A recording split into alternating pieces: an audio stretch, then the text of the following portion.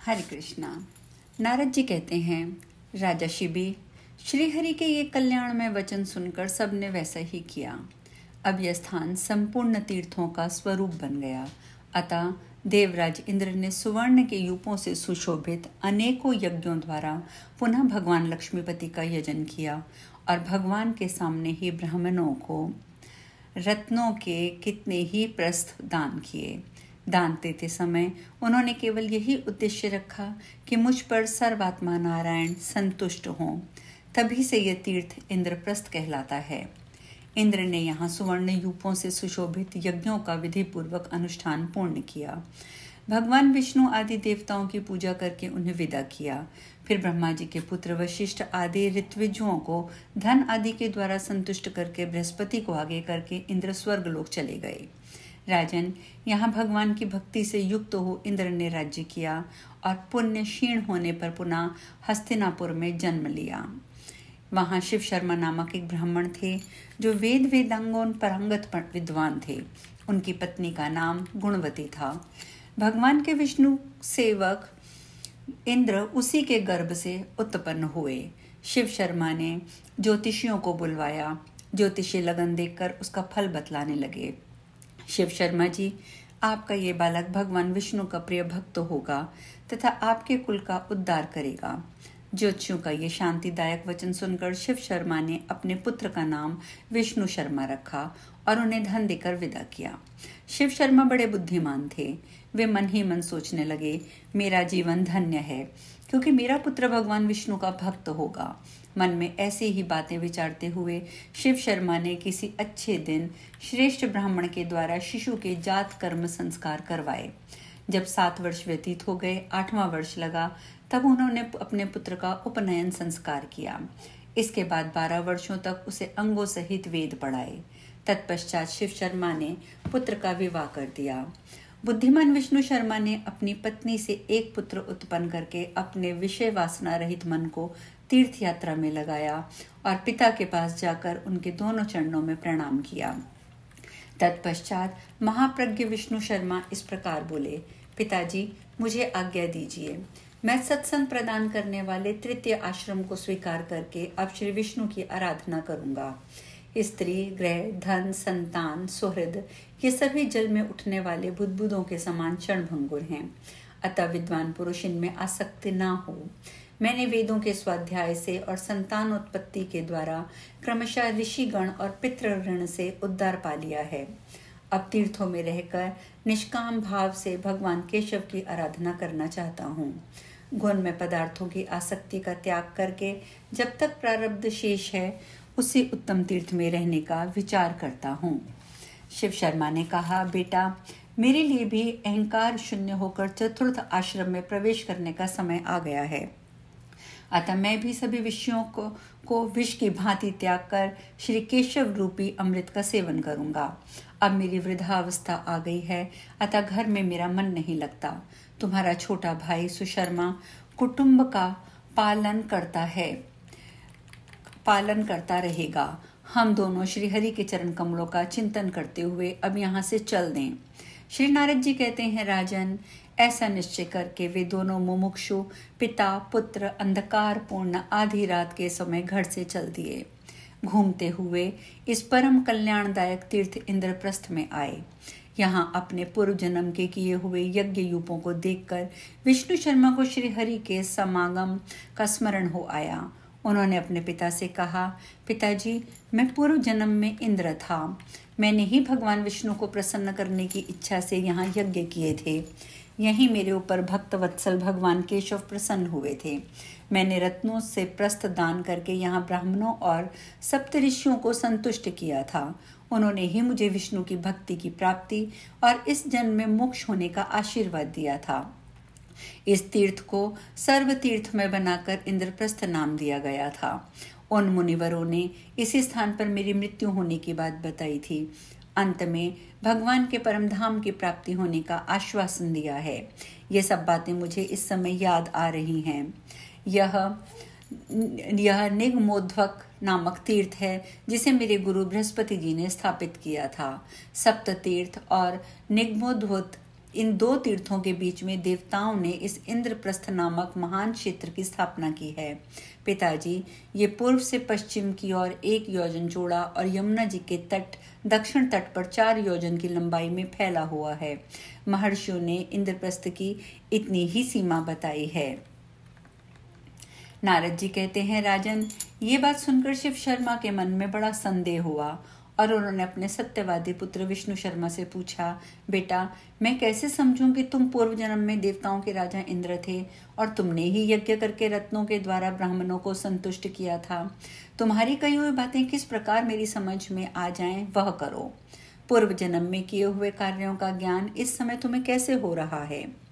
विष्णु शर्मा कहते हैं, पिताजी, मुझे ऋषियों ने पूर्व जन्म में स्मृति बनी रहने का वरदान दिया है। उन्हीं के मुख से इस तीर्थ के विषय में ऐसी महिमा सुनी है। आप यहाँ निगमोद्भोत तीर्थ में स्नान कीजिए, इससे आपको भी अपने पूर्व जन्म की स्मृति प्रदान करने वाला दुर्लभ ज्ञान प्राप्त होगा। यह वचन सुनकर विप्र प्रवर शिव शर्मा ने पूर्व जन्म की स्मृति प्राप्त करने के लिए भगवान श्री हरि, श्री गंगा जी एवं अयोध्या आदि 7 पुरियों का स्मरण करके और भगवान गोविंद में चित्त लगाकर निगमोद्बोध तीर्थ में बारंबार डुबकियां लगाकर स्नान किया। उसके बाद संध्या तर्पण किया। तदंतर सूर्य को सादर अर्घ्य देकर विविध उपचारों से भगवान विष्णु का पूजन किया। इस तरह नित्य कर्म पूरा करके वे सुखपूर्वक बैठे और अपने सुयोग्य पुत्र विष्णु शर्मा से बोले। शिव शर्मा ने कहा, विष्णु शर्मा, यहाँ स्नान करके मुझे भी पहले के जन्मों का स्मरण हो आया है। महाभाग, मैं उन्हें तुम्हारे सामने कहता हूँ, सुनो। पूर्व जन्म में मैं धनवान वैश्य के कुल में उत्पन्न हुआ था। मेरे पिता का नाम शरभ था।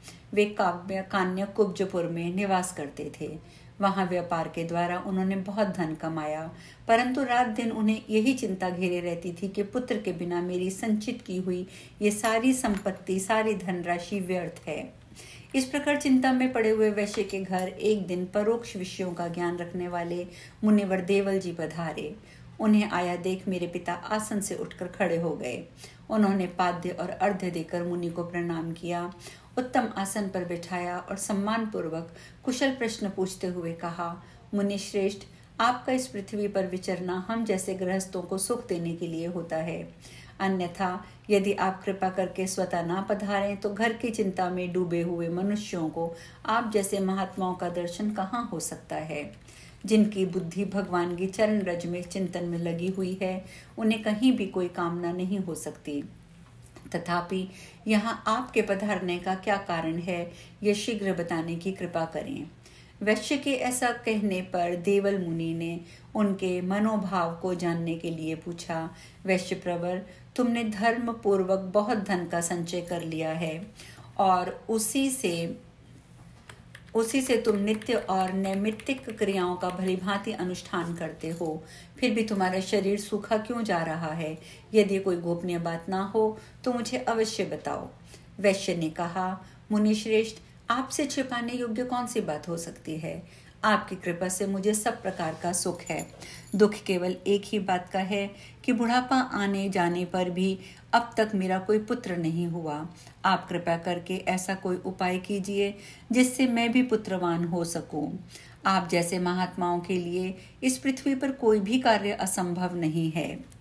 वैश्य श्रेष्ठ शरभ के ये वचन सुनकर परोक्ष ज्ञानी देवल जी ने आंखें बंद कर मन को स्थिर करके क्षण भर ध्यान किया और मेरे पिता को संतान की प्राप्ति होने में जो रुकावट थी उसका कारण जानकर उन्हें पुरानी बातों की याद दिलाते हुए कहा, वैश्य, पहले की बात है, एक दिन तुम्हारी धर्म पत्नी ने अपने मन में जो कामना की थी उसे बतलाता हूँ, सुनो। इसने देवी पार्वती जी से प्रार्थना की थी, शिव प्रिया गौरी देवी, यदि मैं गर्भवती हो जाऊं तो तुम्हें षड्रस भोजन से संतुष्ट करूंगी। इस प्रार्थना के बाद उसी महीने में तुम्हारी पत्नी के गर्भ रह गया। तब सखियों के अनुरोध पर तुम्हारी पतिव्रता पत्नी ने तुम्हारे पास आकर विनयपूर्वक कहा, नाथ, मैं संपूर्ण कामनाओं को देने वाली पार्वती देवी की पूजा करना चाहती हूँ, क्योंकि उन्हीं की कृपा से इस समय मेरा मनोरथ पूर्ण हुआ है। वैश्य प्रवर, तुम्हारी अपनी पत्नी के शुभ वचन सुनकर तुम बहुत प्रसन्न हुए। तुमने मधु, अन्न, द्राक्षा और गंध आदि सब सामग्रियां मंगवाकर अपनी पत्नी के हवाले कर दी। तब तुम्हारी पत्नी ने सखियों को बुलाकर कहा, सखियों, पूजन की सामग्री मैंने मंगा ली है, यह सब लोग लेकर तुम लोग मंदिर में आ जाओ और विधिवत पूजा करके देवी को संतुष्ट करो। हमारे कुल में गर्भवती स्त्री घर से बाहर नहीं निकलती, इसलिए मैं नहीं चल सकूंगी। तुम ही लोग देवी की पूजा के लिए चली जाओ। तुम्हारी पत्नी की आज्ञा पाकर सखियां पूजा की सामग्री ले अंबिका के मंदिर में गईं। वहां उन्होंने पार्वती जी को प्रणाम और प्रदक्षिणा करके भक्ति पूर्वक कहा, जगदम्बे, तुम्हें नमस्कार है। शिवप्रिय, तो हमारा कल्याण हो। शरभ नामक वैश्य की पत्नी ललिता को तुम्हारी कृपा से गर्भ की प्राप्ति हो गया है, अतः उसने तुम्हारी पूजा के लिए ये सब सामग्री हमारे हाथ भेजी है। उसके कुल में गर्भवती स्त्री घर से बाहर नहीं निकलती, इसलिए वह स्वयं नहीं आ सकी। देवी, तुम प्रसन्न हो और इस पूजा को ग्रहण करो। ऐसा कहकर सखियों ने माता पार्वती का चंदन आदि से विधि पूर्वक पूजन किया, परंतु भगवती गौरी की ओर से उन्हें कोई उत्तर नहीं मिला। सखियां घर लौट आईं और तुम्हारी पत्नी से बोलीं कि इस पूजा से पार्वती जी प्रसन्न नहीं हैं।